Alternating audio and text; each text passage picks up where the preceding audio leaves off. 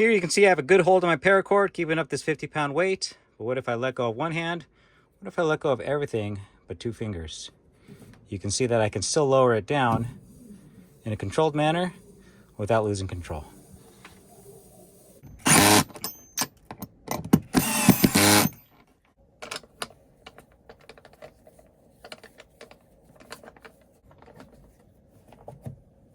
It's that time of year and the Christmas decorations need to come down from the attic. But for some reason, they get heavier and heavier every year. And this year, I don't have my big son to come help me, so we're gonna have to figure something else out. I'm gonna use some Imperial Red paracord to demonstrate. Today's example is this 50-pound weight, and we're gonna lower it using this shackle. Let me show you the quick version, then we'll get further into it. I'll take the end of my rope, I'll thread it through my shackle, and then go across the front. Then I'll take a bite, and I'll thread it through, and then my free end down below, I'll thread it through that bite, okay? And once you get all dressed up, what this allows me to do is I can lower something down, but then put a brake on it when I pull on my standing end. Now let's get more room to tie off my weight. For this weight, I'm gonna tie in a 2-point bowline harness. And what that looks like is a regular bowline. Take my free end, go up out of the hole around the tree and back down. Leave myself enough room down below. And now I'm gonna take this end and I'm gonna wrap it around my handle twice. So here's once and twice, okay? Let me zoom in so you can get a better look.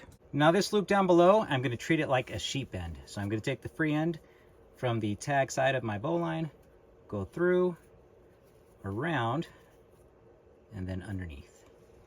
Don't have a whole lot of room, but we're gonna make it work. There we go, there's my sheep end. And now I have a slick little harness to lower this weight.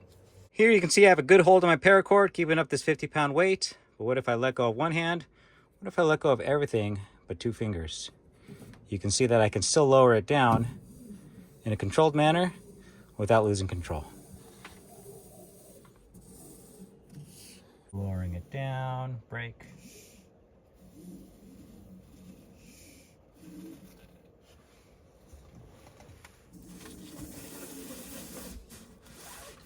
When I was figuring this out, I took my free end and I went around my anchor point, around my standing end, back over the top, and then underneath and over the top, okay?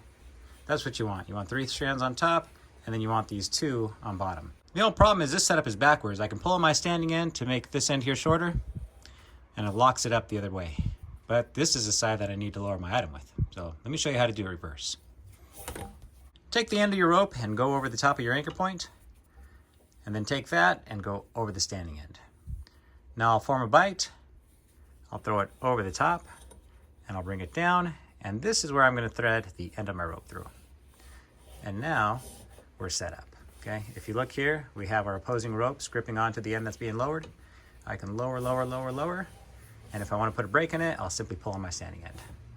And so this side you'll tie off to your box or your 50-pound weight, and you can lower it nice and controlled. Let me show you that one more time. Over the top, over the top. And now I want to take my rope, and my standing end is going to go on the left-hand side. If I go over this side, we're going to get tangled up. So I want to form my bite, twist it to the left, and then go over the top. Thread through, and there we have it. Part of the reason this is so effective is because when you take 2 loops and you overlap them and place them over another section of rope, if we have tension going in 3 directions, one being this blue rope, this creates a whole lot of holding power. But if I need to lower multiple boxes, let me show you what I do on a small scale first. I take my end, roll it towards me once, twice, pull that out. There we go. And what I'm going to do is create a stopper knot. Take this free end here, poke it through that hole, and pull it tight. Okay, there's my stopper knot. Now I'm going to make the tiniest bowline. There we go. Through and around. Okay, and I want to make sure that my stopper knot section is just short of my bowline. This is a little uneven, so I'm going to adjust it a little bit. There we go. And this is what creates my button hook. I'll form a bite on this side, hook it over, pass my button through. There we go. That's going to hold my box secure until someone else unhooks it. Place my button hook on top, go around one side, I'll hook in, go around the other side, I'll hook in again, and then I'll thread my button hook through. There we go. Now I just need to adjust it around my box. Okay, and I can take it over, lower it down, and unhook it.